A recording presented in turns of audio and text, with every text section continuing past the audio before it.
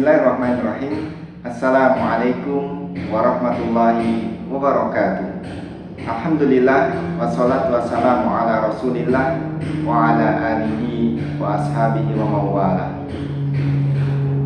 Sahabat yang dimuliakan oleh Allah Subhanahu wa taala, kita kembali lanjutkan pembahasan serial kita terkait dengan prophetic teaching. Kita sampai pada bab yang ke-12, yaitu menyampaikan pelajaran dengan jelas dan perlahan.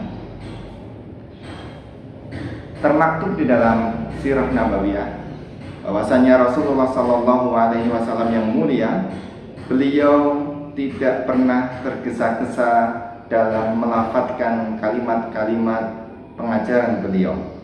Beliau memiliki jeda intonasi pada setiap ucapannya, dan semua yang dituturkan oleh beliau itu bisa ditangkap dengan jelas oleh para sahabat. Berikut ini beberapa riwayat, beberapa hadis yang akan kita sampaikan terkait dengan hal tersebut. Nabi berbicara dengan perlahan. Imam Abu Dawud meriwayatkan dari Jabir bin Abdullah radhiyallahu taala anhu, dia berkata bahwasanya Rasulullah Shallallahu Alaihi Wasallam itu dalam ucapan beliau terdapat tartil atau dan tarsil. Imam At-Tibi rahimahullah ta'ala menjelaskan bahwasanya tartil dan tarsil itu adalah menuturkan secara perlahan dan melafalkan huruf serta harokatnya dengan jelas. Ustadz atau Syekh Al-Mula Al-Ali Al-Qari berkata, maksud daripada hadis di atas adalah beliau tidak tergesa-gesa dalam menuturkan kalimatnya. Beliau memberikan jeda dan melafalkan setiap kata dengan jelas, baik dari sisi makharijul huruf maupun harokat-harokatnya.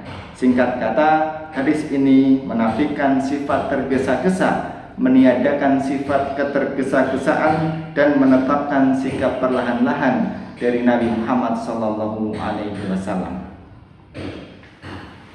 Kemudian Nabi juga pernah bersabda bahwasanya penyampaian beliau itu terstruktur dan sistematis.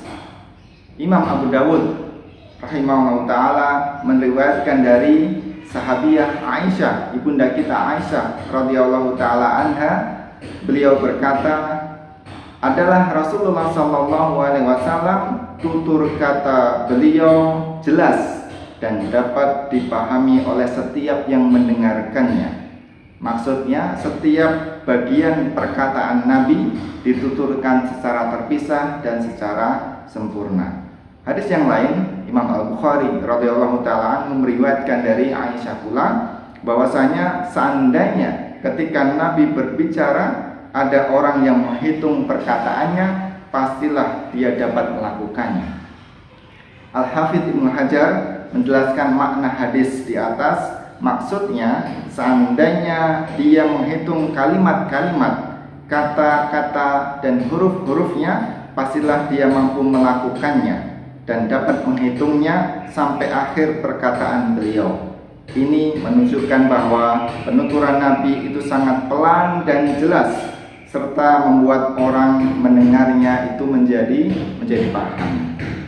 Demikianlah Nabi Muhammad SAW itu mengajarkan kepada kita bahwasanya memberikan pengajaran, memberikan tausiah, memberikan pengarahan itu harus dengan suara yang jelas dan dipastikan anak didik kita itu bisa menangkap dengan sebaik-baiknya.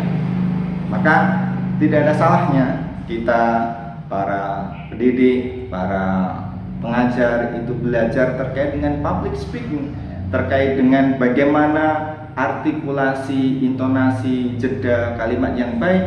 Bahkan untuk menyampaikan kepada anak-anak kecil, kita bisa belajar terkait dengan storytelling, bagaimana kita menuturkan kisah kepada anak-anak.